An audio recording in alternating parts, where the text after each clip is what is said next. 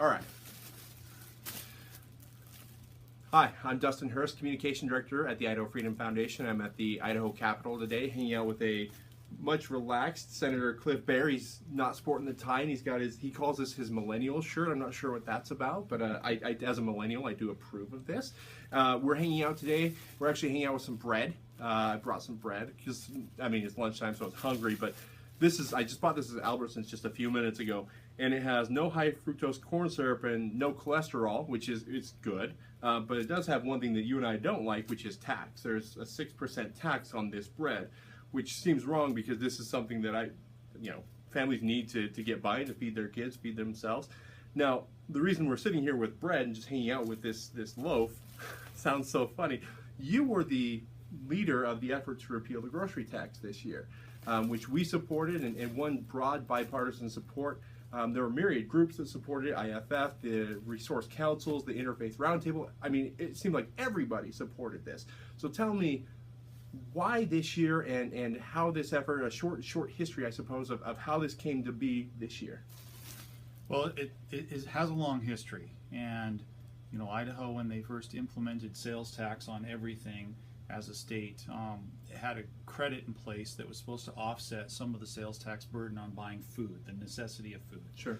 And over the years, that was rather stagnant, and then we had an increase in the sales tax in 2006. So we addressed the credit system that was already a template and built up money over 8 years in that credit so that there would be enough money dedicated towards having a reasonable debate on taking the sales tax off of food, because it's a hard jump to take all at once. Sure. And the time has come. The credit is mature. The credit has some pros and cons, but it's far more forthright to just take the tax off at the register. Sure.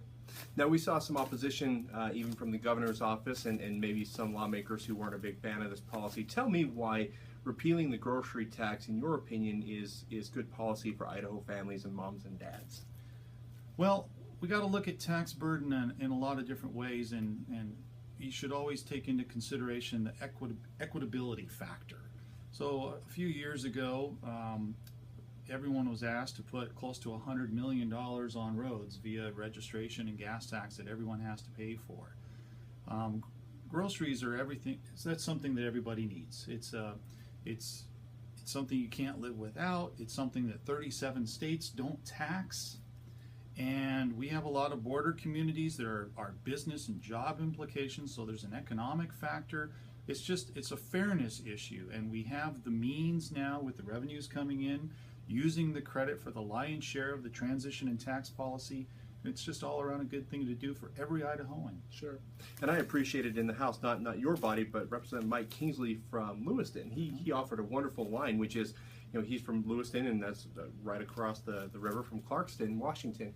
And he said, my residents on payday are exactly one bridge away from no sales tax on their food. And when they take their money for food out, they also take their money for other things, because you don't just buy food. You don't just buy wonderful potato bread that's cholesterol free. When you're shopping, you also buy, toilet paper, you buy stuff for your baby, you buy whatever, we've all been there. And so there are revenues that we don't even understand that will come back to Idaho if we can draw those jobs and those shoppers back to our state. Is that a correct understanding? That's very accurate. That's a very poignant facet of this whole policy, because Idaho has a lot of border communities. We have demonstrations of stores that have closed in the last decade or two because it wasn't sustainable in that community. They go across the river, across the border, and you can't blame people for, especially trying to budget for a household to try to get the most for their dollar. A lot of that doesn't get reported as use tax, but yet the credit is on the income tax filing, so it's a little bit of a double whammy. But to your point, what's wrong with having Idaho businesses employing Idahoans, selling Idaho products to Idahoans? It seems common sense. It is. So yes, and all those other things in the grocery cart that are not food, we collect 6% on. So there are a lot of positives to this kind of tax policy. Very good. Now, two more questions for you. One question that we face throughout this debate is, you know, some people say, well, I get the credit back every year when I file my income taxes, and so isn't it kind of a wash? Isn't this kind of just ending that, and how will it benefit me? How would you respond to questions of if it's just a wash for Idaho families? Well, a couple of things. First of all, you have your money up front, when you need it, how you need it throughout the year, instead of having it collected and then through your income tax form being reimbursed on kind of an average calculation to you. So having your money up front, that's tax relief, and that's important for families that are trying to, you know, make ends meet and have monthly budgets for their households and their kids and everything. Then you have all the business implications that we just talked about. But it's also a direct correlation to the tax policy in that family, because it varies a little bit on how you shop and what you're able to purchase, and so it's far more equitable, and it's just better policy. Sure. Well, I think that there are some families out there that you know, they have teenagers. I was a teenager once. I'm a rather large fellow. My mom, when my little brother and I left the house at the same time, I went to college. He went to college. I was a late bloomer, I suppose. My mom remarked that they saved like $900 a month because of my little brother and I not eating at home. And I mean, if you have teenage boys, they eat a ton, and teenage girls, some of them eat a ton. So you can save a ton on your taxes that might not be returned to you, because the amount just isn't the same when you get that credit back. Now, we both know one of the obstacles in this whole debate was Governor Butch Otter has said that he didn't necessarily love the idea of repealing the grocery tax. Then now that the bill is on his desk and awaiting his consideration, his pen or his veto stamp, what can average Idahoans do? Because it's going to take all of us. It's really going to take all of us to get the tax off this bread. What can they do to rally support and let the governor know that it's time to end this tax that's immoral, and it hurts people in the lower income brackets, it hurts people in the middle income? How do they help you and help everybody else?